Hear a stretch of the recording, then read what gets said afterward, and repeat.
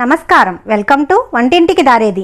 మీ ఇంట్లో అన్నం మిగిలిందా? అయితే నేను చూపించిన విధంగా కట్లెట్స్ చేయండి. చాలా టేస్టీగా క్రిస్పీగా ఉంటాయి.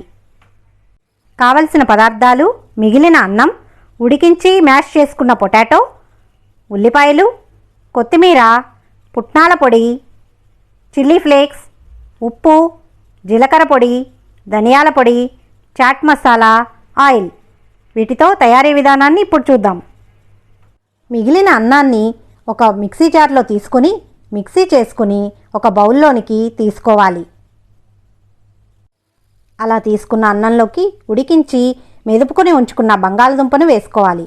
అలాగే కట్ చేసుకున్న ఉల్లిపాయలను కూడా వేసుకోవాలి. తగినంత ఉప్పును వేసుకోవాలి. చిల్లీ ఫ్లేక్స్ లేదా కారాన్ని కూడా వేసుకోవాలి. జీలకర్ర పొడి, ధనియాల పొడి, చాట్ మసాలా, కొత్తిమీర, అలాగే పుట్నాల పొడిని కూడా వేసుకోవాలి. వీటన్నింటినీ బాగా కలుపుకోవాలి.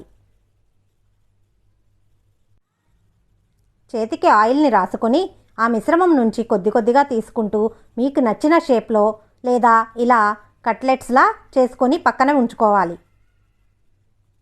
ఆ మిశ్రమం మొత్తాన్ని ఈ విధంగా చేసుకుని ప్లేట్లో పెట్టుకోవాలి. స్టవ్ పై ప్యాన్ని ఉంచి తగినంత ఆయిల్ని వేసి వేడి చేసుకోవాలి. ఆయిల్ వేడెక్కిన తర్వాత ముందుగా చేసుకున్న కట్లెట్స్ని ఒక్కొక్కటిగా ఇలా వేసుకోవాలి. రెండు వైపులా బాగా ఎర్రగా వేగిన తర్వాత ప్లేట్లోనికి తీసుకోవాలి. అన్నంతో చేసిన ఈ కట్లెట్స్ పైన క్రిస్పీగా, లోపల సాఫ్ట్గా, చాలా టేస్టీగా ఉంటాయి. దీన్ని టమాటో కెచప్తో సర్వ్ చేయాలి. ఈ వీడియోని లైక్ చేయండి, షేర్ చేయండి. మన వంటింటికి దారేది ఛానల్ సబ్స్క్రైబ్ చేయండి. బెల్ ఐకాన్ క్లిక్ చేయండి. నమస్కారం.